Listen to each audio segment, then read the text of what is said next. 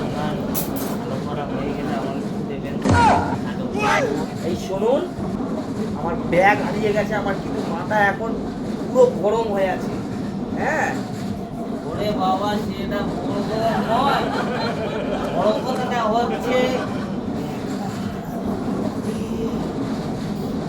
আর কি বলবো দাদা, আমি জল আনতে গেছিলাম আর একজনের কাছে ব্যাগটা দিয়ে গেছিলাম, তো মাথায় ঢুকেছে।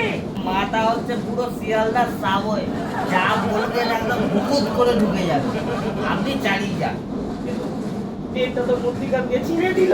এখানে দেখছি যে ট্রেনেরই গল্প, আমি তো সবাইকে ট্রেন ধরিয়েই বেড়াই, আমি এই একজনকে ট্রেন ধরিয়ে এলাম। আপনার বলুন কোন ট্রেনটা ধরবেন, আমি আজই ধরিয়ে দেবো, চিন্তা নেই।